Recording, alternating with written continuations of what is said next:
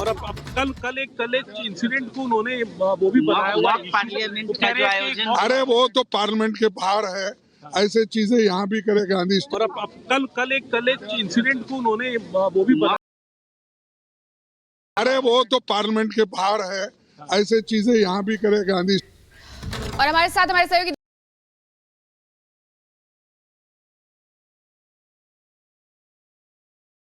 हिसाब से वो सही है।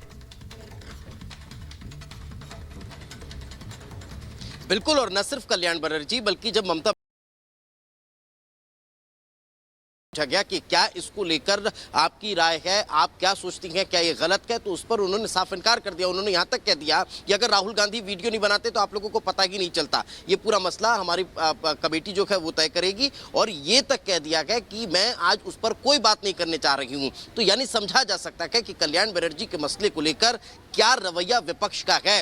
अब मल्लिकार्जुन खड़गे का इस पर समर्थन इस बात की तरफ इशारा करता है कि कल होने वाली बैठक संपन्न हुई है, चौथी बैठक एनडीए गठबंधन की, उसमें भी इसको लेकर कोई विचार विमर्श नहीं किया गया। यानी साफ तौर पर यह समझा जा सकता है कि उपराष्ट्रपति पद का अपमान जो है वो होने के बाद भी विपक्ष जो है उस पर अपनी बातों पर कायम है और उसको लेकर कुछ भी कहता हुआ नजर नहीं आ रहा है। यहाँ तक कि अब कल्याण बनर्जी को डिफेंड किया जा रहा है। इससे यह साफ तौर पर समझ में आता है कि आखिर अपमान की राजनीति कहां तक पहुंच चुकी है। अब एक और बड़ी बात, वर्किंग स्टाइल जो है वो यही अंतर है भारतीय जनता पार्टी और विपक्ष के नेताओं में कि किस तरह से प्रधानमंत्री नरेंद्र मोदी ने स्वयं फोन लगाकर बातचीत की, लेकिन एनडीए गठबंधन के जो तमाम नेता है वो उस पर कुछ भी कहने से या फिर ये कह लीजिए कि माफी मांगने तक की नौबत यहाँ पर नजर नहीं आ रही है। बिल्कुल, और कांग्रेस अध्यक्ष मल्लिकार्जुन खड़गे का जो बयान है वो साफ तौर पर यह बताता है कि इंडिया गठबंधन किस तरीके से इस अपमान का समर्थन करते हुए नजर आ रहे हैं। अब वहीं आपको बताते हैं कि यहाँ केंद्रीय मंत्री संजीव बालियान ने साफ तौर पर कहा है कि उपराष्ट्रपति का अपमान सहन नहीं किया जाएगा,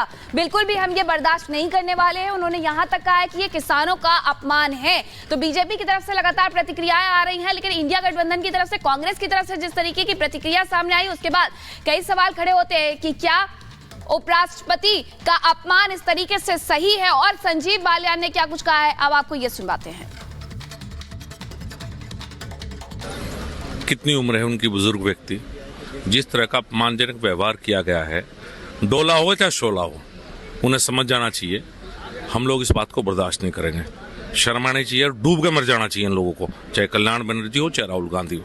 जिस तरह की जो घटना उनने की है, एक तरह से पूरी किसान कौम का जो अपमान किया है, अपने दम पर गए हैं उपराष्ट्रपति। कोई खैरात में नहीं मिला उपराष्ट्रपति पद। कोई राहुल गांधी की तरह दादा नाना उनके बड़े नेता नहीं थे। वो आदमी अपने दम पे आगे बढ़ा है, बड़े वकील रहे हैं, देश के सांसद रहे हैं, केंद्र में मंत्री रहे हैं और आज राज्यपाल रहे हैं, उपराष्ट्रपति। आप इस तरह का व्यवहार इस तरह करेंगे उनकी विनम्रता को लेकर? वो विनम्र है, बस यही है। आपकी तरह बदतमीज होना चाहिए सबको। हो जाए राहुल गांधी एरोगेंट है, बड़े बाप के बेटे एरोगेंसी हो सकती है। जो किसान गाँव से चलाओ। संजीव जी, अपोजिशन लगातार ये डिमांड बीजेपी एक तो अपोजिशन को सुन नहीं रही है और 141 एमपीज का सस्पेंशन बेसलेस है। बीजेपी सिर्फ बिल्स पास कराना चाहती है, इसीलिए इतने सांसदों को सस्पेंड कर दिया गया। एचएम तो कल पूरा दिन भी पार्लियामेंट बैठे हैं। एचएम तो आज जवाब भी देंगे। आइए एचएम का जवाब सुनिए।